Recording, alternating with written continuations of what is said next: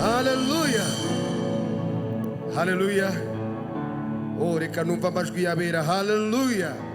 Impamvu tugomba kuvuga ngo amen nuko Yesu yavuye mu mva ni muzima. Hallelujah. Reka dukomere Imana amashyi menshi cyane.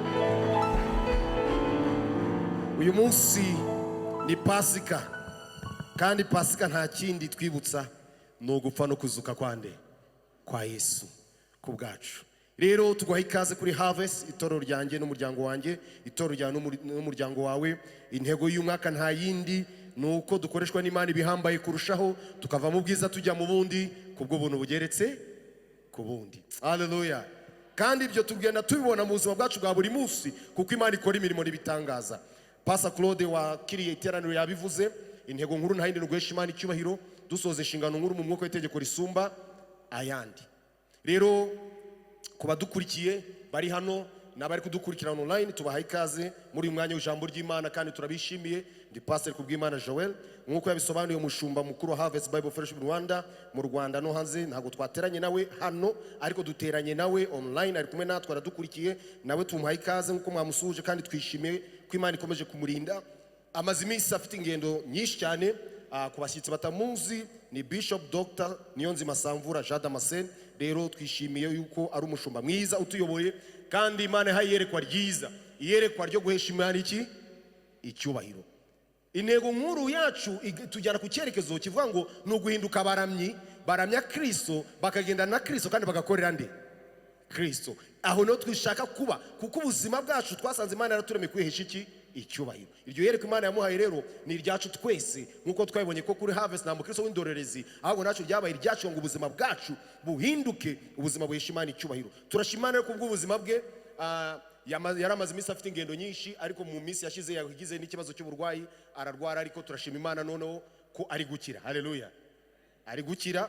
Niyo mpamvu rero turi gushima Imana kandi dukomeje no kumusengera no kumuzirikana amasengesho yacu, kandi dushima abakomeje no gusenga, kuko ndabizi hari abari bari gusenga Imana, kandi Imana yakoze imirimo n'ibitangaza kubw'ubuzima bwe, kandi turamubwiye ngo turamukunda nk'uko nakunze kutubwira ngo aradukunda. Reka rero dukomeze amateraniro yacu, kandi n'abandi bose bari hirya no hino ku isi nabo bashobora kudukurikira. Ndabizi hari abadukurikiye, njya ndebaho nkabona hari abadukurikiye bari mu Faransa, hari abari Congo. Tu es le bienvenu John. Duri kumwe na mwene data John guturuka Igoma, hari n'abandi bene data bari Igoma badukurikiye. Abo bose rero dushobora gukomeza gushyigikira umurimo w'Imana. Murabizi mu kwa karindwi dufite igiterane cyo gushima Imana, kudukora isabukuru y'imyaka igiye kugera kuri 6 itorero rimaze riri gukora umurimo w'Imana, kandi n'inyubako niho izatawa ku mugaragaro. Hari ibikorwa bikeneye gukorwa. Abari hano bateranya, ndasaba ngo Java yongera haguruke bamubone. Java nguriya hariya mwamureba. Abareba menshi ni amazi iminsi ari kwakira inkunga, ariko mu mibyizi mba ndi hano.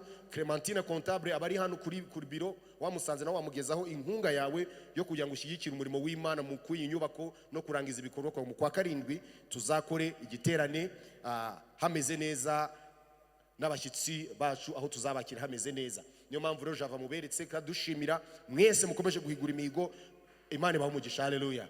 Tubasabira amanywa nijoro, kuko twasanze hano ari nge n'ubutunzi bwanjye bigomba gukorera Imana, cyane ko twabonye ko itorero ni iryanjye n'umuryango wanjye. Niba ari iryanjye rero ni iryanjye n'ibyanjye byose. Ntago nziha Imana ngo ibyanjye byonere kuba iki Imana. Niyo mpamvu muri ibyo yaravuze ngo ibyo nkunze nanjye ubwanjye n'iby'uwo mucunguzi. Iyo ndirimbo namwe mujya muyiririmba mukagera kuri icyo gitero mukakivuga gutyo.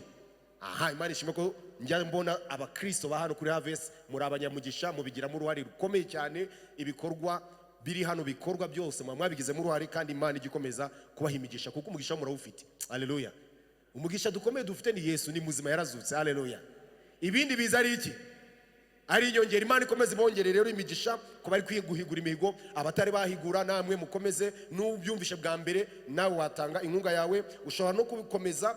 Abari online badukurikiye, ushobora gutanga inkunga yawe ukoresheje Western Union, ushobora gukoresha MoneyGram, nkuko bigeze no kutubwira ugakoresha Niyonzima Samvura John.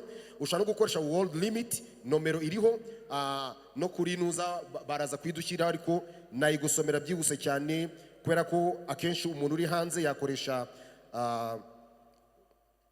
guteranya 250 karindwi ukandika 83072730. Iyi nomero kubakurikira kuri YouTube birahari, wajya unarebaho muri details ukabibona, ukaba wakoresha. Ukeneye ibyifuzo ngo byo gusengerwa, hariho nomero watanga ibyifuzo byawe, abarwayi tukabasengera. Ushaka guhereza ubuzima bwe Kristo, nta kibazo. Uyu munsi isi iri kuba nk'umudugudu, umuntu ashaka kudukurikira akizwa ari muri Amerika. Ariyo mpamvu dushishikariza abakristo bacu na hano bateranye hano gukomeza gukora subscribe kuri, nkuko babibabwiye, kuri John Samvura official, ugakora subscribe. Utabishoboye Migambi Joweli ari hari inyuma. Migambi Joweli haguruka, ni uriya musore, ni umugabo uri hari inyuma, mwamubonye yazamuye n'ikiganza cye, wamureba akagufasha gukora subscribe, ugasharinga, ukabisangiza abandi kugira ngo ubutumwa bugere hirya no hino. Turashaka ko abantu bamenya Kristo. Haleluya. Amatangazo yandi nuko abamama bose mwese murararitswe ku cyumweru kuzasigara nyuma y'amateraniro. Ku iki cyumweru cyiza muzaze mwiteguye gusigara iminota mike kugira ngo muganire kuri gahunda z'abadamu uburyo zigomba gutangira. Niyo mpamvu rero ku cyumweru cyiza abadamu bose bo muri Harvest Bible Fellowship Rwanda basabwa kuzagira ute, kuzaza biteguye kugira ute, gusigara iminota mikeya kugira ngo muganire, mutegure gahunda zijyanye na gahunda y'abadamu mu itorero. Ni gahunda nziza. N'abagabo namwe ntimugire ngo biratinze, ubwo mutagira ngo turushanwa n'abagore. Nuko ku cyumweru abagore ubwo nabo nibarangiza, natwe dufite umunsi wacu wo gutegura gahunda. Abasore nuko ntago mwibagiranye, namwe gahunda zanyu zirahari. Bubatse ingo, igihe cyo guhura twese nanone izo gahunda zirahari. Nkuko mubizi, uyu ni umwaka wo gukoreshwa ibihambaye kugiza ute, kurushaho.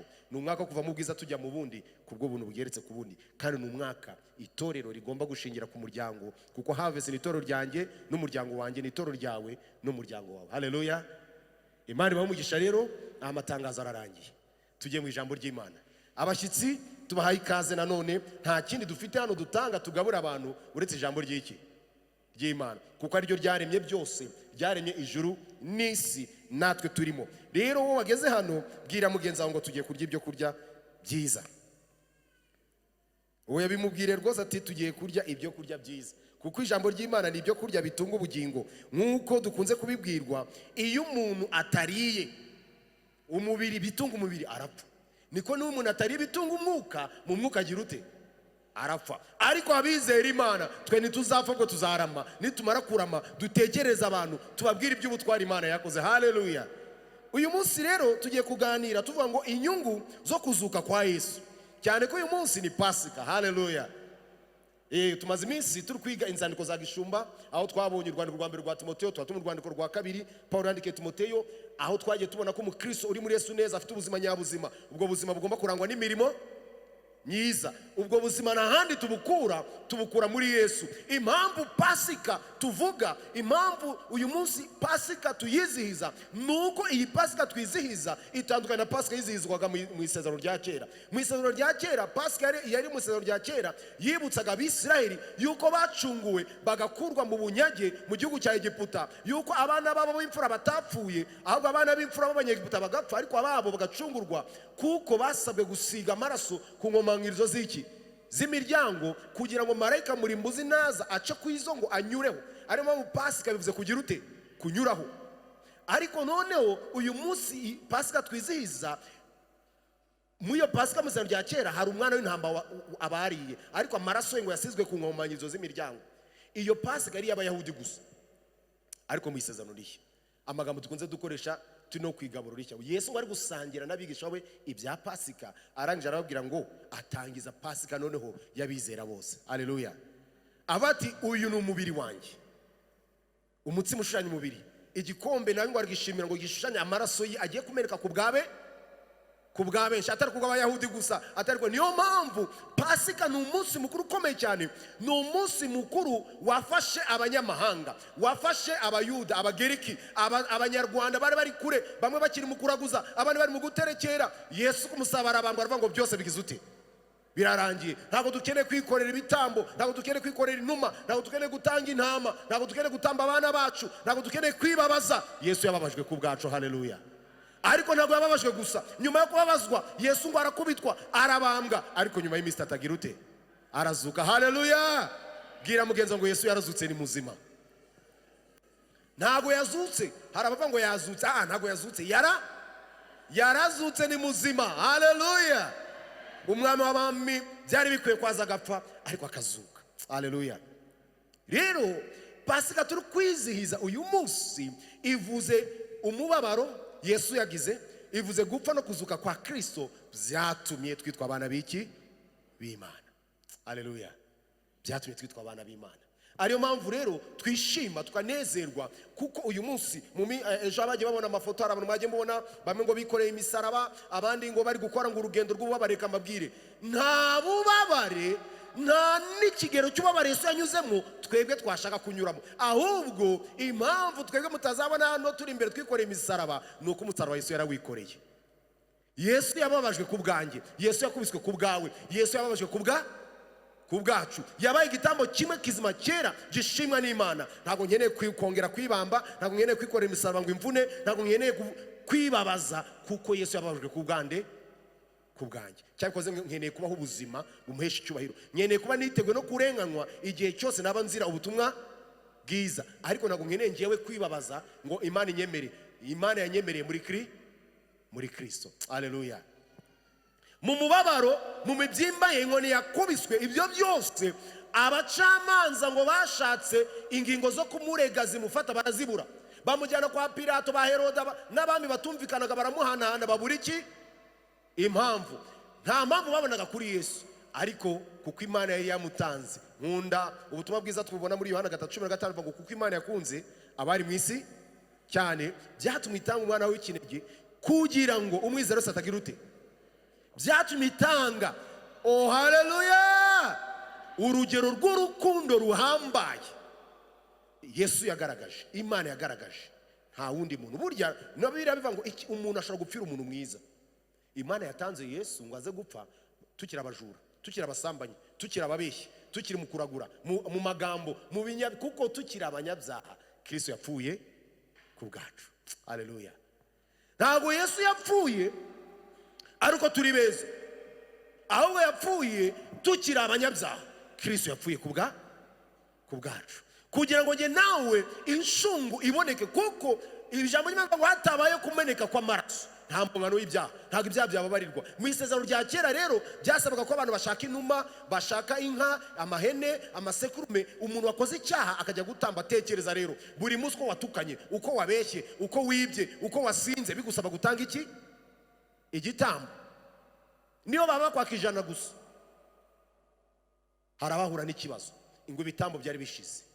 Ariko Imana kuko idukunda, haleluya, itanga Yesu ngo abe igitambo kimwe kizima cyera gishimwa n'Imana. Rero Yesu yarabambwe, arababazwa ku bwacu, ariko nyuma y'iminsi 3 agira ute? Arazuka. Kuwa mbere w'iminsi 7 ari uyu munsi ku cyumweru arazuka. Amaze kuzuka rero hari inyungu twungutse mu kuzuka kwa Yesu, nizo ngira ngo tuganireho twihuse cyane. Turaza gusoma igice Luka 24, ni igice cya 24. N'umukoro abakristo bose dufite uyu munsi, ngo uze gutaha ufate umwanya wicare usome Luka ibice 24 igice cyose ugisome. Ariko twebwe turaza kugenda hari imirongo twibandaho cyane, ariko ubutumwa bwacu buribanda kuri Luka igice cya 24. Luka ni umuganga w'umuhanga cyane, ariko wanditse ubutumwa bwiza, ariko bwandikira umugabo witwa Teofile. Nawe wari wumvishe inkuru nziza za Yesu.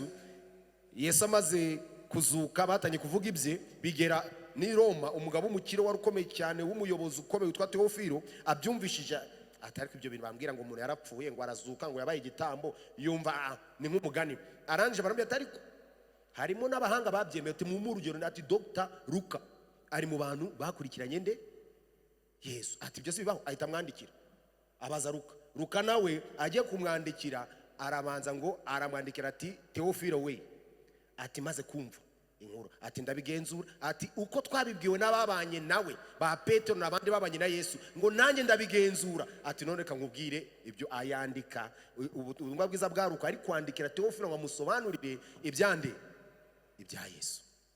aza kwandika igitabo cy'ibyakozwe n'intumwa, yandikira Teofilo n'ubundi kugira ngo none amwereke wa Yesu yamubwiye ubuzima bwe, abamwizeye abamukurikiye ibyo bari kugira ute, bari gukora, amatorero bari gutangiza, uko ubutumwa buri kwaguka hirya no hino, ari kubyandika Teofilo ngo nawe nubwo ari umuntu ukomeye asobanukire ko ibya Yesu atari by'abantu baciriritse, ahubwo ni by'abantu bose, abakomeye n'aboroheje bose Imana irabakunda kandi Imana irabasanga iyo bamwiyambaje. Luka 24. Intego nkuru dufite uyu munsi tugomba kuzirikana iravuga ngo kuzuka kwa Yesu kwaduhaye icyo kuvuga. Kuzuka kwa Yesu mandi magambo kwaduhaye ijambo twebwe abizera, kuduhesha kumenya ko ibyanditswe byose ari Yesu bivuga, kandi kwaduhaye inshingano yo kubwira abandi ubutumwa bwiza. Kuzuka kwa Yesu kwaduhaye icyo kuvuga, kuduhesha kumenya ko ibyanditswe byose ari Yesu bivuga, kandi kwaduhaye inshingano yo kubwira abandi ubutumwa bwiza. Uyu munsi niyo watahana ibyo, inyungu yo kuzuka wawe wayibonye. Waba uzi ko muri Yesu ufite ijambo, kandi ko iryo jambo ryagombye kuba rishingiye kuri Bibiliya kuva mu itangiriro kugeza mu byahishuwe, usobanukwe neza ko ibyo byose byabereho nta wundi bivuga ni Kristo. Noneho wamara kubisobanukirwa ukagenda ukabibwira abandi. Twihuse cyane rero mu nyungu tugiye kureba inyungu eshatu. Hari inyungu nyinshi cyane, ariko tuvuge kuri eshatu tubonera ku kuzuka kwa Kristo. Inyungu ya mbere dusanga mu kuzuka cyangwa tubonera mu kuzuka kwa Yesu nuko kuzuka kwa Yesu kwahesheje abamwizera ijambo ryo kuvuga. Kuzuka kwa Kristo, kuzuka k'umwami w'abami kwatumye abamwizera abamukurikiye babona icyo kuvuga, babona ijambo, babona ubutumwa bwiza bagomba kugira ute, kuvuga. Twihuse cyane Luka 24:13, reka dusome aya magambo. Kuzuka kwa Yesu kwahesheje abamwizera ijambo ryo kuvuga. Luka 23, reka nsome mbere kuri 13. Nuko uwo munsi babiri muri bo bajyaga mu kirorero cyitwa Emawusi, kuva Yerusalemu kigerayo ni nka stadiyo 60. Nuko baganiraga ibyabaye byose, bakiganira babazanya, Yesu arabegera ajyana nabo, ariko amaso yabo arabuzwa ngo batamumenya. Arabaza ati, muragenda mubazanya ibiki? Bahagarara bagaragaje umubabaro. Umwe muri bo witwaga Kileopa aramusubiza ati, mbese ni wowe wenyine mu bashyitsi b'i Yerusalemu utazi ibyabaye muri iyi minsi? Arabaza ati, ni ibiki? Bati, ni ibya Yesu w'i Nazareti, wari umuhanuzi ukomeye mu byo yakoraga n'ibyo yavugaga imbere y'Imana n'imbere y'abantu bose. Kandi twavuganaga uburyo abatambyi bakuru n'abatware bacu bamutanze ngo acirwe urubanza rwo gupfa bakamubamba, kandi twiringiraga yuko ari we uzacungura Abisirayeli. Uretse ibyo, dore uyu munsi ni uwa gatatu uhereye aho ibyo byabereye. None abagore bo muri twe badutangaje, kuko bazindutse bajya ku gituro ntibasangamo intumbi. Nuko baraza batubwira ko babonekewe n'abamarayika, bakababwira ko ari muzima. Kandi bamwe mu bari bari kumwe natwe bagiye ku gituro basanga ariko biri uko abagore batubwiye, ariko we ntibamubona. Haleluya. Aba bagabo babiri bari kuganira, bavuye i Yerusalemu bari kujya Emawusi. Yesu yamaze kuzuka, ni muzima, ariko bo baracyari kuganira ngo babaye bafite umubabaro. Ariko muri wa mubabaro wabo nubwo bari kuganira, ukurikira ikiganiro bari kuganira kuri nde? Kuri Yesu, kuko yagize ute? Yazutse.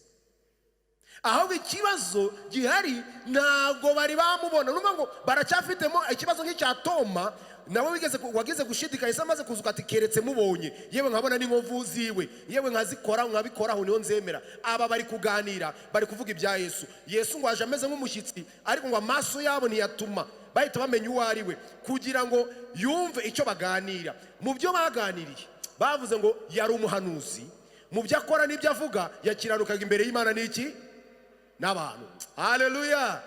Umwami w'abami tuvuga ni umuntu ufite ibihamya, ni umuntu ufite abamubonye, ababanye nawe bamuhamiriza ko ari umuntu wakiranukaga mu byo avuga n'ibyo akora imbere y'Imana n'imbere y'iki y'abantu. Bongera bahamya yuko Yesu yapfuye, yagambaniwe n'abatambyi, nta cyagize ute afite. Basoza bavuga ati uzi ikindi, abagore muri twe batubwiye ko yazutse. Yewe bamwe muri twe barimo Petero na Yohana barirutse bajyayo kumva, bajya kureba, basanga ibyo babwiye ari ukuri, marayika ibyo yavuze ari ukuri, koko ngo Yesu yagize ute yazutse, nubwo tutari twagira ute tutari twamubona.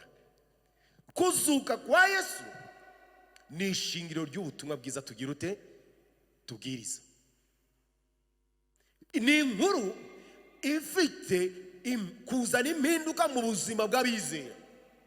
Ni ukuvuga ngo kuzuka kwa Yesu byo ubwabyo ni ubutumwa bwiza. Haleluya! Kuko ubutumwa bwiza ni inkuru nziza, ni inkuru y'ubutsinzi. Kuzuka kwa Yesu ni ugutsinda, ariko kuri twebwe uyu munsi hari igihe twabikurura tukabyumva nk'ibyahise. Aba bantu baba bari kuganira nabo ni abantu babanaga nawe umunsi ku munsi, bagendanaga nawe, bari bafite agahinda yuko umubano bari bafitanye nawe wa buri munsi utakiriho, ariko none bumvisha inkuru. Ibaze bumvisha ko Yesu yazutse, ariko ntabwo bari bashamaduka ngo bagire ute bitere hejuru, kubera ko baracyafite ikibazo, bakeneye kugira ute kumubona. Ariko icyo ushaka ngo wumve, bafite icyo kuvuga. Haleluya! Nubwo batari bamubona amaso ku maso, bafite icyo kugira ute icyo kuvuga. Bafite ibyo bari guhamya kuri Kristo. Barahamya ko Yesu yari umukiranutsi imbere y'Imana n'abantu. Barahamya Yesu ko yabambwe azira ubusa, we niwe nta cyaha yakoze. Ariko barahamya yuko kandi nanone bamaze kumva inkuru yuko yagize ute yazutse. Haleluya! Yesu kuzuka kwe, inyungu ya mbere twungutse, twabonye icyo kuvuga.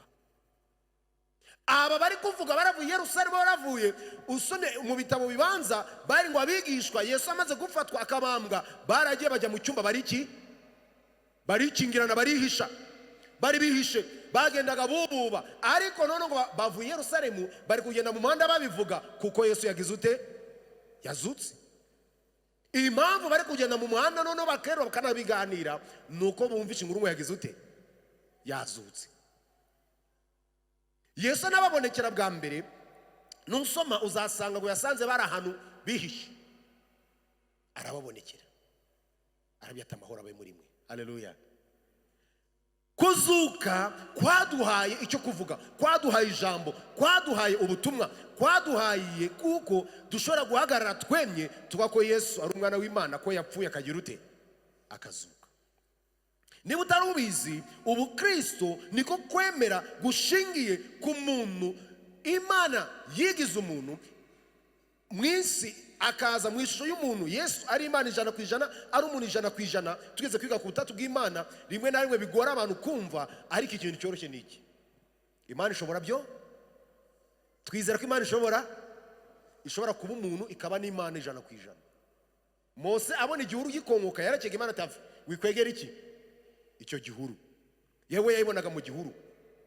Abandi bagiye babona ngo ishusho imanuka y'umwuka wera ngo munuma. Kuko Imana ishobora byose, ntago byayinanira kuba Imana ikaba n'iki n'umuntu. Kubizera niyo mpamvu dukoze kuvuga ngo ubumenyi ntago ari bubanza, habanza kwizera. Nyuma yo kwizera, umwuka wera twahaka dufasha gusobanukirwa. Rero Yesu amaze kuzuka, habayeho boldness, habayeho gushira amanga, habayeho gufata none ubu Kristo twebwe twizeye Imana yigize umuntu, ikaza mu isi agafa akazuka. Nta handi wasanga imyemerere ishingiye kuvuga ngo uyu yarapfuye agira ute arazuka. Oya, Kristo wenyine. Haleluya! niyo wapfuye akazuka. Mwaba Kristo mu muzuko waduhaye ijambo, waduhaye icyo kuvuga, waduhaye kugenda twemye. Niyo mpamvu umuririmbyi yaremye ngo yadutuye imitwaro yaduhetamishaga, none tugenda tugize ute? Twemye. Kuki tugenda twemye? Nuko Yesu yatubabariye. Iyo Yesu atazuka, abigishwa ibyo bari barabwiwe byose nibyo byari bibaye ubusa. Ariko ntabwo byari bigukunda, kuko Imana twizera ntabwo ari Imana ibeshya. Ni Imana isezeranye igasohoza, ni Imana ikora ibyo yavuze. Haleluya. Yesu yarazutse, dufite ubutumwa, dufite ijambo ryo kuvuga, dufite icyo kuganira, dufite icyo twabwira abantu, haba mu nzira, haba ku kazi. Dufite icyo twavuga kuri Yesu, tubabwira ati yarapfuye arazuka, ni muzima. Kandi impamvu yavuye ni nge nawe, ni ubuzima bwawe, ni ubusinzi, ni ubusambanyi, ni amagambo, ni amacakubiri. Ibyo byatumye abambwa, kandi n'ibyo byose uri gukora Yesu aragukunda, kuko mu wowe yapfiriye nawe ugize ute? Urimo. Haleluya.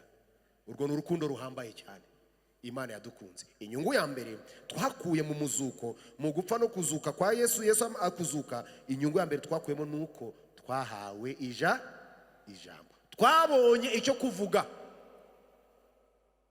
Ntacyo tuba tuvuga, ariko twabonye icyo kuvuga, kuko Yesu yarapfuye arazuka. N'ikimenyimenyi, yewe n'abahanga ku isi hari abagiye bahakana ngo umuzuko ntiwabaye, ariko imvira hari. Abahamya bagize ute? Barahari mu mateka, bagiye bandika, ari abambere ya Yesu, ari abanyuma, ababirwanya n'abagira ute, ariko ibihamya birahari yuko Yesu yapfuye akazuka, ni muzima. Haleluya. Inyungu ya mbere, twahawe ijambo, twabonye icyo kuvuga. Bizera Yesu Kristo dufite icyo kuvuga, dufite kubwira abantu yuko Yesu ari muzima. Niba utazi no gushoboka ngo uvuge byinshi, genda ubwira abantu ati Yesu yarabambwe, arapfa, arazuka, ni muzima, arashaka ubuzima bwawe, nawe ngo aguhereze ubuzima, kuko kuba tumwizeye natwe ntituzapfa ngo tuzarama. Haleluya. Niyo mpamvu rero dufite icyo kuvuga mbere yuko turangiza misiyo yacu hano ku isi. Niba rero utavuga kuzuka n'imbaraga zo kuzuka kwa Yesu, ntabwo wari wamenye inyungu zo kuzuka kwa Yesu. Uyu munsi rero usobanuke yuko kuzuka kwa Yesu icya mbere kwaduhesheje ijambo, abamwizera, kwaduhaye icyo kuvuga. Icya kabiri, kuzuka kwa Yesu kwatumye abizera dusobanukirwa ko ibyanditswe byose bivuga Yesu Kristo. Ibi bishingiye ku kiganiro Yesu ari kugirana n'abagabo babiri, bari kuvuga umubabaro n'agahinda kabo, bari kuvuga kuri Yesu, bari kuganira kuri Yesu, ariko ntabwo bazi yuko uwo bari kuganira nawe ariwe Kristo, kuko amaso yabo arahishwe. Iyo ngeze hano mitambwira abantu ati ntago ngiye Pastor Joe naguha agakiza, ntago Bishop Dr. John yaguha agakiza, ariko icyo twakora ni ukukurangira utanga agakiza, ni Yesu Kristo. Haleluya. Uwo nagukora ku maso uzabona, uwo nagukora ku mutima uzasobanukirwa, kuko niyo mpamvu yatanze Mwuka Wera kugira ngo aya magambo ijambo twigisha arisobanure, arikumvishe, maze umuhereze ubuzima bwe. Igihe cyose Satani yagukora ku maso, igihe Yesu atari yakora ku maso y'umutima wawe, ntago wakwakira agakiza. Uruhare runini kugira ngo umuntu akizwe, Mwuka Wera abigiramo uruhare. Bano bagabo bari kumwe na Yesu, ariko ngo amaso yabo ahishwa guhita bamenya ko ari iki, ko ari we. Ahari nawe ntiwaba ugenda uri mu rusengero, yewe uririmba, yewe ubwiriza, amaso yawe agihishwe, utari wamenya ko uri kumwe na Yesu. Reka uyu munsi agukore ku maso, umenye yuko atari kure yawe, ari bugufi bwawe, ari muri wowe, muragendana murabana aho uri hose. Niryo sezerano duhaye abamwizera, ko atazigera dusiga, ahubwo azabana natwe mu bihe byiza no mu bihe bibi. Yesu ari kumwe natwe. Haleluya. Inyungu ya kabiri rero, kuzuka kwa Yesu kwatumye abizera dusobanukirwa ko ibyanditswe byose bivuga Yesu Kristo. Iyo tuvuga ibyanditswe, ni Bibiliya, ni ijambo ry'Imana. Mbere yo gupfa no kuzuka kwa Yesu hari hariho ibitabo bya Mose, ibitabo by'abahanuzi, abami n'ibindi. Ibyo rero nibyo abiseri bumvaga ko ari byo byanditswe, ariko batazi ko ibyo byanditswe bivuga Yesu Kristo. Yewe n'abagendanye nawe barimo n'abagabo babiri ari kuganira, Yesu yabonye ko batari bamenya ibyabaye, niko kubasobanura rero kugira ngo abereke yuko batagombye ko bari kujijinganya, bagombye ko bazi neza yuko ibyanditswe byasohoye, koko Yesu yagize ute? Yazutse. Soma nko ku murongo wa 25, Luka 24, uhere ku murongo wa 25, wumve uko Yesu yababwiye. Arababwira ati, mwabapfumwe, imitima yanyu itinze cyane kwizera ibyo abahanuzi bose abavuze byose. None se Kristo ntiyari akwiriye kubabazwa atyo? ngo abone kwinjira mu bwiza bwe. Atangirira kuri Mose no ku bahanuzi bose, abasobanurira mu byanditswe byose ibyanditswe kuri we. Atangirira kuri nde? Kuri Mose no ku bahanuzi bose, abasobanurira mu byanditswe byose ibyanditswe kuri nde? Kuri we. Ahera mu itangiriro. Ni igitabo cyanditswe nande? Ibitabo 5 byose bya mbere ubushakashatsi bugaragaza ko ari ibitabo byanditswe na Mose. Yesu ahera ku itangiriro kuva arasobanura, abereka yuko ngo ibyanditswe byose byasobanuraga nde? Byavugaga Kristo.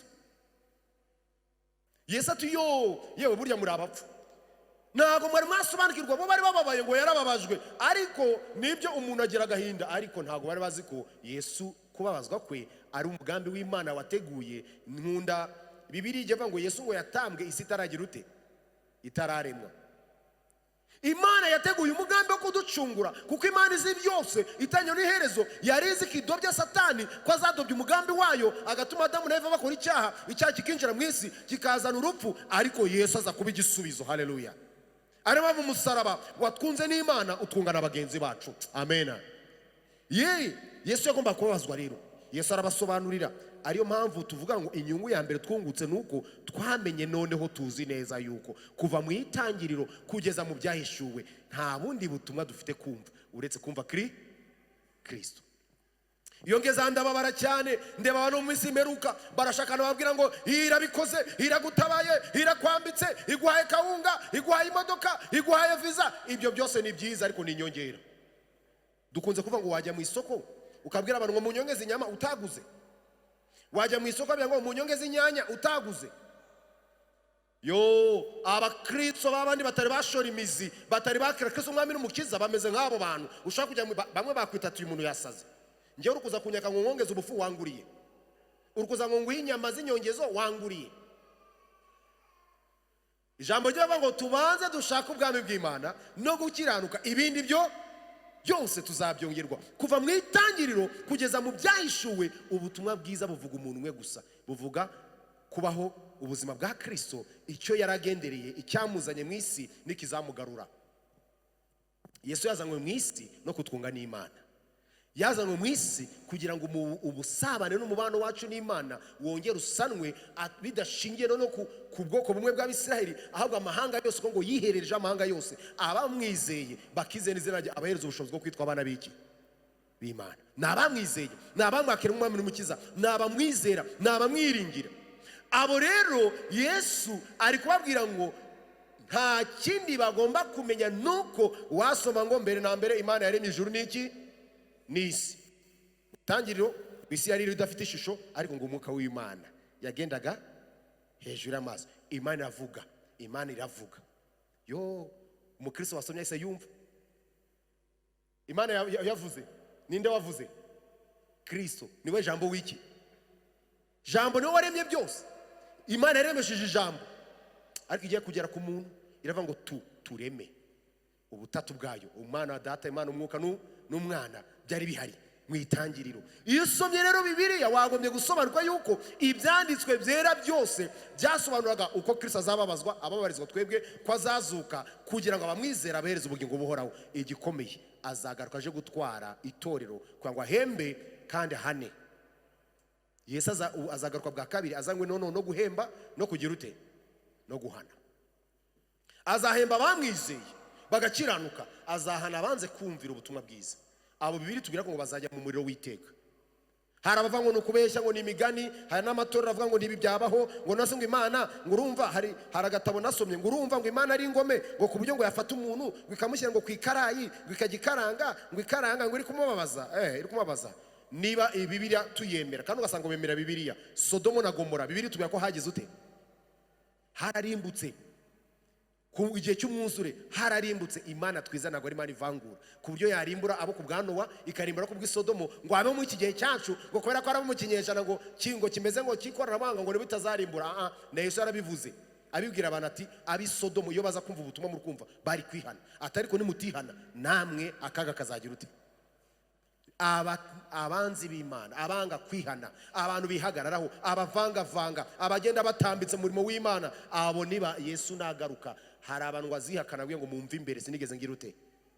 Yewe twarahanuraga, twakoraga ibitangaza, twazuraga abapfuye, ati mumve imbere, sinigeze ngira ute mbamenya. Abantu bakoresha izina rya Yesu kuko abantu bashaka kumva amagambo aryoshye, abantu bashaka kwiruka hirya no hino. Yesu yavuze ngo nababwira ngo ari musozi nimuzajyeyo, nababwira ngo ari mu butayu nimuzajyeyo, ariko abantu barirutse hirya no hino bari gushaka Imana nk'iyatakaye. Yesu yarazutse, ni muzima, ari mu ijuru, kandi yiteguye kwinjira mu buzima bwawe, iwawe, mu rugo, aho ukorera, ku kazi. Ntago Yesu ari Imana twiruka yatakaye ngo tujye kwishaka, ariho, ni muzima. Haleluya. Wijya kumushaka rero nkaho yatakaye. Ntago ari bayari ngo dusenge twikebagure. Niyo mpamvu yaravuze ngo nusenga ukiriza ubusa uzakarabe wisige, were kugaragaza umubabaro. Ntago twibabaza, Yesu yababaye ku bwacu.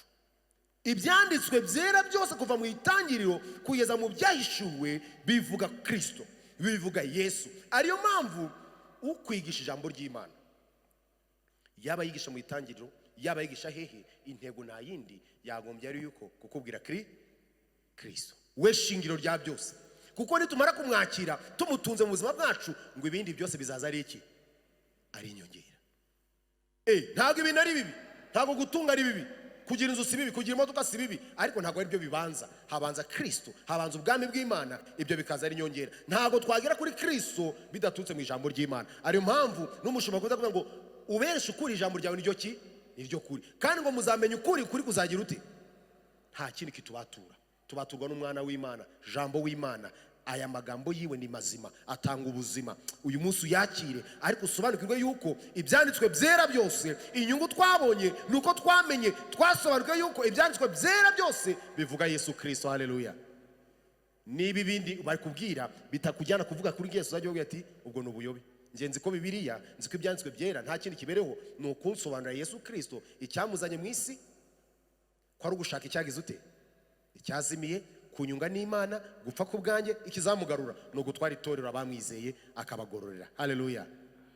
Rero Yesu aguha umugisha, weho uzi neza yuko kuzuka kwa Yesu icyambere kwaduhaye ijambo, icya kabiri kuzuka kwa Yesu kwatumye dusobanukirwa yuko ibyanditswe byera byose, amagambo y'Imana yose abereye ikintu kimwe gusa, kudusobanurira Yesu Kristo, uwo ari we ubuzima bwe n'icyo avuze kuri twebwe.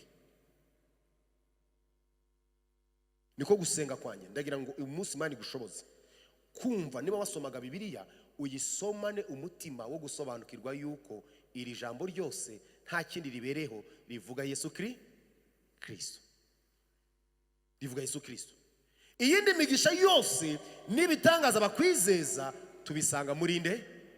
Muri Yesu. Nkunda Bibiliya, ibijambo yavuga ngo Yesu yamuduhaye, izaburite kumuduhana n'ibindi byose. Imana yaduhaye Yesu, ntabwo yabura kumuduhana na kawunga, ntabwo yabura kumuduhana ibyo kurya. Ibiciro bizamuke ntibizamuke, Yesu azadutunga, Yesu araduhagije, arashoboye. Icy'ingenzi uko tumwikomezaho. Haleluya. Ntabwo uzikomeza kuri Yesu nta jambo ry'Imana, mwene data.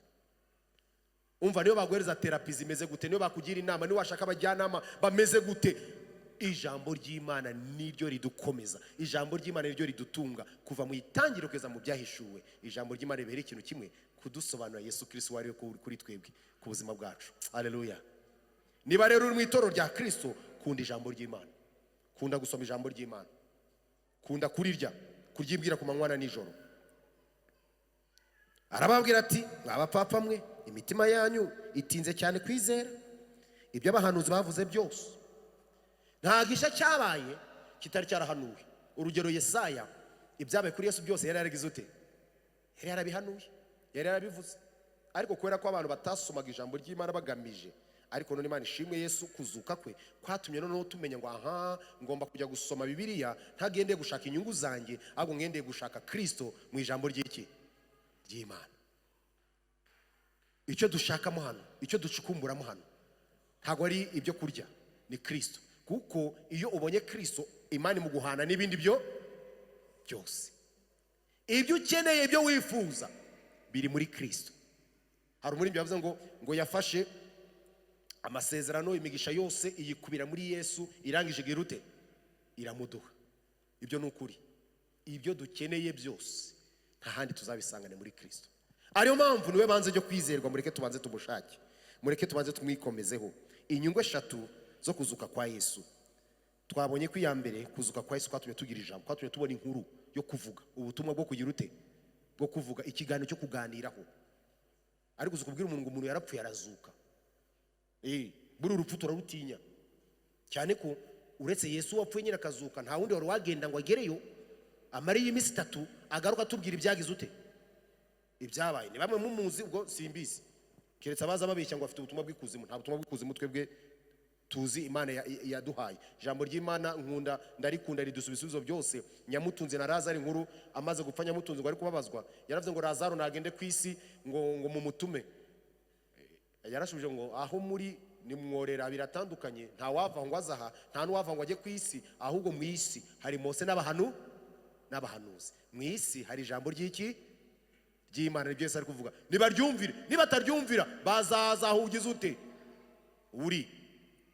Nta butumwa duhabwa buva ikuzimu, ubutumwa duhabwa twebwe buva mu ijambo ry'iki ry'Imana. Nta bundi buhanuzi duhabwa buva ahandi, ubuhanuzi bwose duhabwa buva mu ijambo ry'iki. Ari maviriwa ngo mugenzi ibihanurwa byose mu bigenzuze ijambo ry'Imana, niwo munzani upima ibindi byose, kuko igishyitsi icyuzuye twagiherewe muri Yesu. Haleluya. Yesu yarazutse kugira ngo tubone icyo kuvuga, tubone ubutumwa bwiza bwo kuvuga, tubone inkuru yo kuvuga yo gushingira kwizera kwacu. Yesu yarazutse kugira ngo dusobanukirwe yuko ibyanditswe byose, ibyahanuwe byose, amategeko yose, nta kindi rero byavugaga Yesu ariwe byavugaga, ariwe bivuga. Icyanyuma muri bitatu twahisemo uyu munsi, kuzuka kwa Yesu kwaduhesheje inshingano yo kubwiriza ubutumwa bwiza. Maze kwakira Yesu Kristo mwami n'umukiza, nta kindi ngomba gukora ni ukwamamaza ibyo akoze mu buzima bwanjye. Ngiye kukubwira yuko niba uri umukristo usengera muri Harvest, uziko inkingi twubakiyeho ya 4 ivuga ngo twamamaza ubutumwa bwiza bwa Kristo dushize iki amanga. Impamvu umukristo wese afite inshingano yo kubwiriza ubutumwa, yo kubwira abandi ko Yesu agira neza, ni ukubera ko Yesu yazutse ari muzima. Haleluya. Iyo ataza kuzuka ntabwo twari kubivuga, ariko impamvu tubivuga dushize amanga nuko tuzi ko kuzuka kwe kwatunzwe n'Imana, kwaduhesheje ubumenyi. Niba umaze kumenya ko Yesu yazutse ngo uvuge, ukabuzi icyo kuvuga, umve ko bikurikirana. Yesu yarazutse ngo tuvuge, yarazutse ngo tumenye icyo kugira ute, icyo kuvuga. Icyo tuvuga tugikura mu ijambo ry'iki ry'Imana, twamara kukimenya tukagenda. Niba utabyumvaga nibyo n'ubundi nta kindi. Nuko Yesu yarazutse aduheza a story, aduhereza inkuru. Kuzuka kwa Yesu bwabyo it's a story. Kuzuka kwe gusa ni inkuru. Iyo nkuru kugira ngo tuyisobanukirwe no kujya mu ijambo ry'iki ry'Imana. Nyuma yo kwisobanukirwa no kujya kwibwira iki abandi. Izo nizo nyungu z'umuzuko. Wibyihererana, bwira abandi ko Yesu agira neza. Yo nkunze kubabwira rero, hari abakristo bamera nkatwe kera tukiri abana, waragenda gukagwa nko kubihumyo cyangwa imegeri. Namwe hano harababikoze, ukagenda ukaba uracecetse, ugasora umutwe wavu kubita mu gipira cyangwa ahantu, warangiza umaze kuturangiza ngo imegeri, abandi bagahurura bakaza bagasanga utwawe wagize ute, izawe zikuyo kare kose cyangwa wanazimaze, ukabahuririza kubarushya kubusa. Oya, ibyo ni iby'isi. Yesu we nimara kumwemera nk'umukiza wanjye, ngomba kujya guhamya mu bandi ibyo akoze mu buzima bwanjye. Haleluya. Ntabwo nkeneye kumenya byinshi cyane, nkeneye kumenya ko Yesu agira neza, ko ababarira. Dusome 45 49 mu gice cya 24 cya Luka aho turi. 45.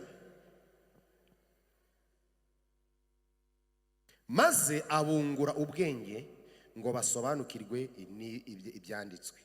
Ubwenge yabunguye nubwo gusobanukirwa iki? Ubwenge yabunguye mu abakristo nubwo gusobanukirwa iki? Nibyo gusobanukirwa ibizaba hejo, nibyo kugenda ngo wewe mumbwire ejo none si umugabo bizagenda gute, nubwo kujya kuraguza bino byeze muri iki gihe. Yabunguye ubwenge bwo gusobanukirwa ibyagize ute, kuko nibwo butumwa dufite bwo kujya kuvuga. Maze abungura ubwenge ngo basobanukirwe n'ibyanditswe. Ati nuko byanditswe ko Kristo akwiriye kubabazwa no kuzuka ku munsi wa gatatu, kandi ko kwihana no kubabarirwa ibyaha bikwiriye kubwirwa amahanga yose mu izina ryande, mu izina rye. Bahereye hehe? Kuri Yerusalemu. Nimwe bagabo b'ibyo. Haleluya. Nuko ibyanditswe ko akwiriye kubabazwa no kuzuka ku munsi wa gatatu, kandi ko kwihana no kubabarirwa iki? Ibyaha bikwiriye kubwirwa amahanga yose mu izina rye. Bahereye kuri Yerusalemu. Nimwe bagabo b'ibyo. Nitwe bagabo b'ibyo uyu munsi. Barindwi yabwiraga.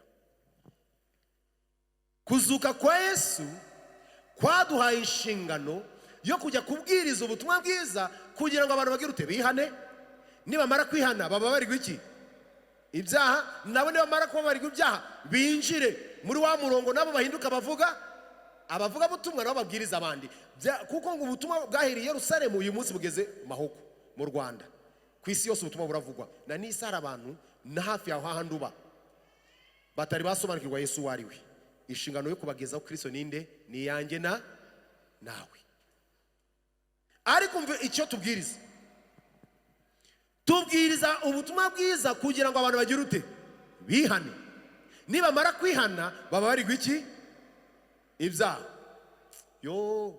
Ariko usanga abantu barashinze ivuga butumwa ry'iterabwoba, barashinze ivuga butumwa ryo guca imanza, barashinze ivuga butumwa ryo kubeshya abantu no kubizeza ibitangaza. Umva, bashatse bakwizeza amazu, bashake bayaguhe, bashake bakuzure. Na Lazaro wazutse, Yesu ari umuzuye ntabwo akira, yarongeye arapfa. Yewe reka nkubwire, iherezo twese nuko tuzava mu mubiri, swati tukiriho cyangwa Imana ivuge tuzamurwe tujye gucibwa imanza zibuhanyira ibyo twakoze. Abemeye bakihana bakabarirwa ibyaha bazahabwa ubugingo buhoraho. Abanze kwihana ibyaha byabo bazajya mu irumbukiro. Ubutumwa bwiza bwa Yesu Kristo bubereye kudufasha kwihana kugira ngo tubabarirwe iki? Ibyaha. Byaba biteye agahinda rero uramutse uri umukristo, ndi umukristo, nkanezezwa nuko abantu barimbuka, nkanezezwa nuko abantu bajya mu irimbukiro.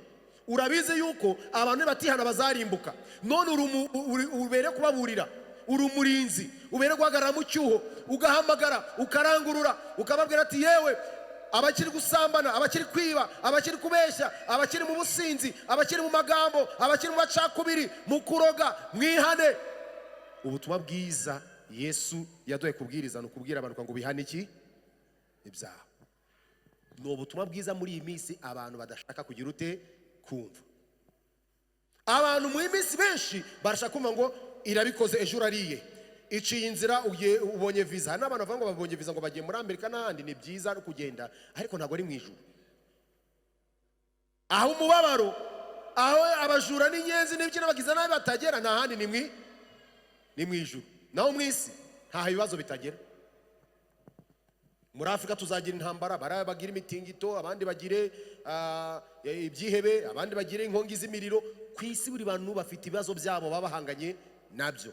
Ariko Imana ishimwe yuko mu isi nanone hari umurinzi, hari Kristo abamwizera twikomeza wakaturinda muri byose. Reka tubwirize abantu rero uwo, tubabwire ko icyamuzanye ni urukundo. Yaje kugira ngo tubabarirwe ibyaha, yaje kugira ngo abantu nibihana bababarirwe ibyaha byabo. Ariko ari uko babimenye inyungu zo kuzuka, inyungu dukura mu muzuko wa Yesu, nuko tubonye ko icyambere Yesu yaraje tubona inkuru yo kuvuga.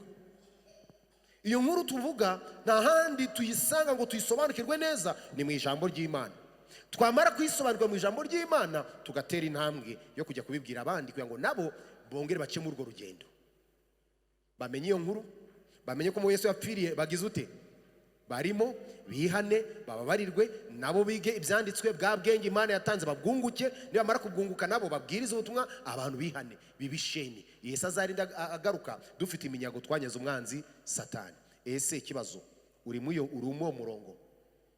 Kuyo munsi twiza ko Yesu yapfuye akazuka, weho uhagaze he? Yuke ko kuzuka kwa Yesu kwaduhe icyo kuvuga, kwaduhesheje gusobanukirwa yuko ibyanditswe byera byose bivuga Yesu Kristo, kandi kwatumye duhabwa inshingano yo kubwiriza ubutumwa bwiza mu mahanga yose. ese wowe ubwiriza ubutumwa hehe? Cyangwa iyo bavuze amahanga utegereje kuzajya muri Kongo, i Burundi, Amerika? Yesu yavuze ngo bahere Yerusalemu. Uyu munsi Yerusalemu yacu ni mu rugo hariya. Nuva no guhera aho uri. Duhera aho tugize ute? Aho turi. Kuko abigishwa nabariya bambara maso bamaze kubyumva bahise basubira i Yerusalemu, biruka bajya kubwira abandi ibyabaye kugira ngo nabo binjire mu iyo muvoma yo kujya kubwiriza ubutumwa bwiza. Ese ubutumwa bwiza burwera mu ngo zacu? Abagabo n'abagore turi hano, ubutumwa bwiza buri guhera mu rushako rwacu. Abana bacu batwigiraho ubutumwa bwiza, babona Yesu, babona urukundo rw'Imana mu mibanire yacu. Cyangwa babona abakomando n'abaninja, babona abantu bazi guterana amakofe n'iki n'ingumi. Imana itubabarire, abo sibo twifuza kubabo. Twe turi itorero ryifuza kuba baramya Kristo, bagendana na Kristo, bagakorera Kristo aho turi hose. Ariyo mpamvu rero tugomba kuzirikana yuko Yesu yaduhaye inkuru. Dufite icyo kuvuga, dufite kuvuga ko Yesu ari muzima. Haleluya. Impamvu ari muzima nuko yapfuye akazuka, nuko yabambwe ku musaraba kugira ngo tubabarirwe iki? Ibyaha. Tumaze kubabarirwa ibyaha rero, reka dusobanukirwe inkomoko y'iyo nkuru duhere mu byanditswe. Nitumara gusobanukirwa ibyanditswe, tumaze kubimenya, tubwira abandi. Ubundi Bibiliya ubutumwa bwiza nicyo buvuga. Ntabwo nabwira Yesu abandi nge ntagize ute, ntamufite. Niyo mpamvu hano ari imvugo muzi mwese ngo nta utanga icyo agize ute adafite. Ntabwo nzabwira abandi Yesu ntamufite, ntari nahura nawe. Reka nere kuvuga Yesu numvanye abandi, reka nere kuvuga Yesu w'abandi. Ngomba kuvuga Yesu nahuye nawe, Yesu niboneye, kandi arahari arakora imirimo n'ibitangaza. Haleluya. Mw'abantu mwe, hari abantu bategereje ngo kubona abantu bazuka bari kureba. Reka da, ibitangaza by'Imana tubibona amanywa n'iki nijoro. Hano muri twese nta muntu wabyutse babanje kumushitura nkuko bashitura moteri. Nta muntu bashyemo kontakte ngo batse abyu. Ni ubuntu bw'Imana bwadukanguye. Haleluya. Ni ubuntu bw'Imana, ni ubuntu bw'Imana kuba turiho tugihumeka umwuka bazima. Ni ubuntu bw'Imana. Mureke twere gukerensa amaraso ya Yesu Kristo, twere gukerensa umusaraba, kuko umusaraba ni ikintu cyiza cyane. Abaririmbyi bari gutambuka imbere, ndagira ngo ngubwire ngo utekereze kuri aya magambo. Ese wamaze kunguka ubwenge? Wamaze kunguka ubwenge? Ndagira ngo aya magambo uze kugenda ubwire mu rugo, usome iki gice nkuko twabivuze. Ariko 45 aravuga ngo maze abungura ubwenge ngo basobanukirwe n'ibyanditswe.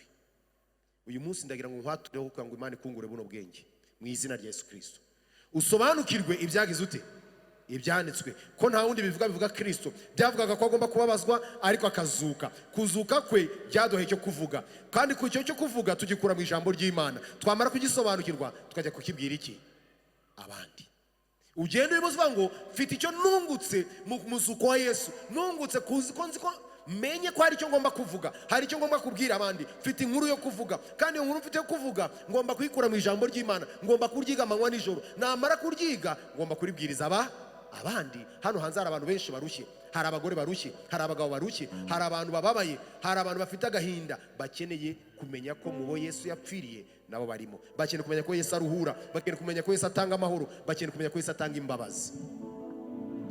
Uyu munsi ushobora kuba udukurikiye cyangwa uri hano utari wakira Kristo mwami n'umukiza, akaba ari umunsi wawe wo kugira ngo uhereze ubuzima bwa Yesu Kristo. Ndagira ngo mbere ko abandi bose bahaguruka, wahaguruka tukagusengera. Uri hano utari wahereza ubuzima bwa Yesu Kristo, ukaba ushaka kumwakira umwami n'umukiza, nta kibazo, wahaguruka tukagusengera. Ni ibintu by'ingenzi cyane. Tugomba gusobanuka yuko tugomba guha ubuzima bwacu Kristo. Uri hano uri umukristo, hari abakristo tumaze igihe umubano wacu n'Imana warajemo igitutsi. Nta mwanya dufite gusoma ijambo ry'Imana, usanga twarasubiye inyuma. Ntabwo tubwiriza abandi, aho twirirwa muri shuguri tuvuga ibindi, ariko nta jambo ry'Imana tuvuge. Ndagira ngo uyu munsi nawe mu gihe turi gusenga usabe Imana imbabazi, usabe Yesu akwezi, umubwira ati Imana nsobanukire yuko mfite icyo kuvuga. Icyo cyo kuvuga ngomba kugikura mu ijambo ryawe. Reka rero Imana igushoboze wunguke mu bwenge bwo gusobanukira ibyanditswe. Uzasobanukirwa ibyanditswe ari uko bisoma. Imana izakungura ari kuri urwo rugendo rwo gushaka kunguka. Rero Yesu ni muzima, yarazutse. Reka duhaguruke twese dufatanye turirimba, kandi niturangiza turaza ndagira ngo tuvuge ku musaraba, kuko ndagira ngo tuvuge ku musaraba. Indirimbo twayiririmbye kare, twongere dutekereze ku musaraba. Umwami w'abami Yesu yabambweho, uzirikana yuko dufite icyo twungutse ku musaraba. Twungutse kumenya ko dufite ubutumwa bwo kuvuga, twahawe ijambo, twungutse gusobanukirwa ibyanditswe byera, twunguka kumenya ko ibyo byanditswe byera tumaze kubisobanukirwa, tubibwiriza abandi, tubyamamaza, twamaze ubutumwa bwiza. Reka rero dufatanye kuramya Imana, ariko uzirikana ko wunga umubumwe usa n'umubano wawe n'Imana.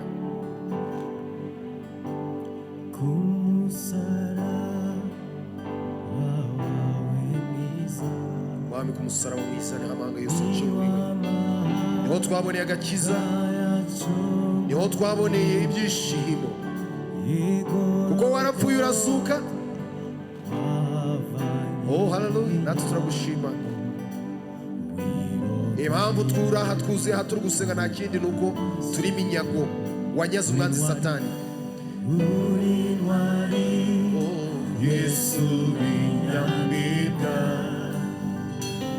wanesheje umwanzi w'abantu, abatware bo mw'isi y'umwijima, wabahemuye kumugaragaro. Umusaraba wawe mwiza, aho niho iw'amahanga yacunguriwe, igorogota twabanye iminyago, twirungiye mu maraso yawe. Uri ntwari, uri ntwari, Yesu uri nyamibwa, wanesheje umwanzi w'abantu, abatware bo mw'isi y'umwijima, wabahemuye kumugaragaro. Uri ntwari, uri ntwari, Yesu uri nyamibwa, wanesheje umwanzi w'abantu, abatware bo mw'isi y'umwijima, wabahemuye kumugaragaro. Uri ntwari, uri ntwari, Yesu uri nyamibwa, wanesheje umwanzi w'abantu, abatware bo mw'isi y'umwijima, wabahemuye kumugaragaro. Abatware bo mw'isi y'umwijima, imbaraga zose barazitsinze. Haleluya. Abatware bose, abatware bo mw'isi y'umwijima, wabahemuye kumugaragaro. Haleluya. Wanesheje umwanzi wawe, warazutse burahakwirwa. Niyo mpamvu natwe tukuramya, kuko abadayimoni warabatsinze, imbaraga z'umwijima zose zaratsinzwe. Niyo mpamvu tukuramya.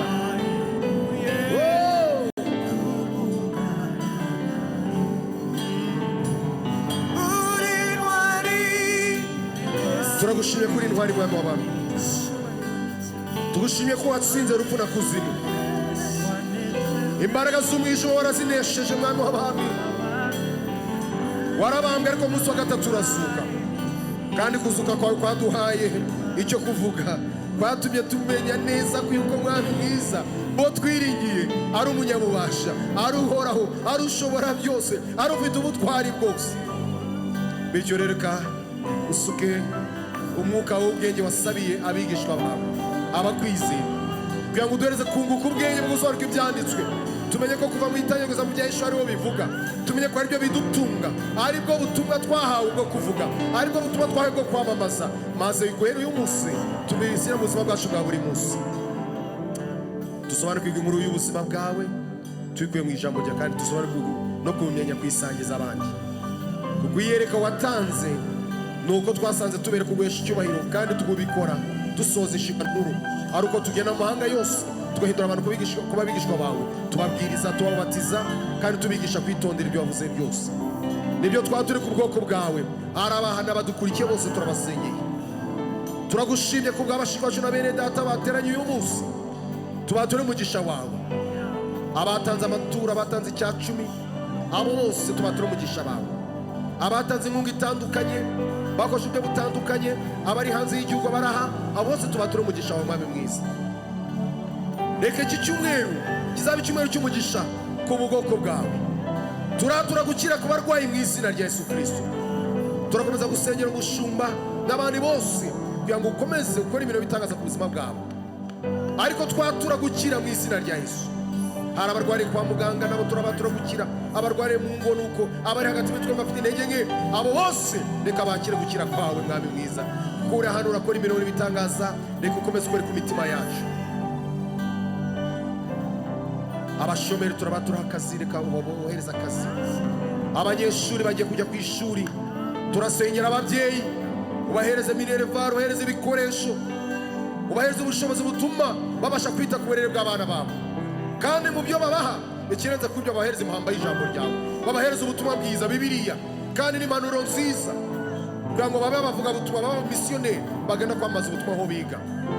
Turatura umugisha ku babyeyi, turatura umugisha ku banyeshuri bagiye ku ishuri, turabasabira ngo bazagenda amahoro, abazagenda n'imodoka uzabarinde, abazakora ingendo z'amaguru uzabane nabo, uzabarinde impanuka zose, ikirogoya yose turayagarika mu izina rya Yesu. Abadayimoni b'ubusinzi, ubuyobyabwenge, ubusambanyi turabamagana mu izina rya Yesu. Reka abana bakwizera, abana bo mu ngo z'abakwizera, abakumenye, abagusobanukiwe, babe data mwiza icyitegererezo cyiza aho bari hose mu bandi.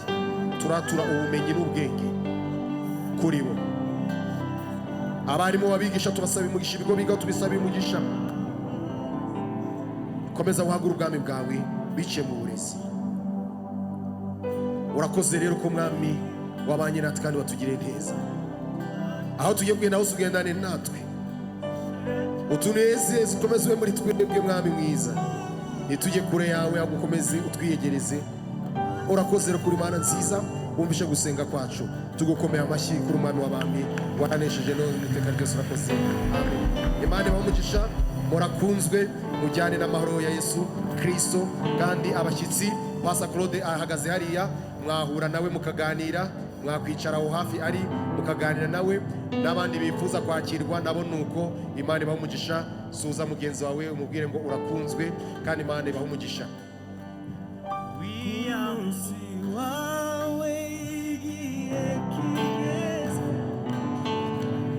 Wuzuye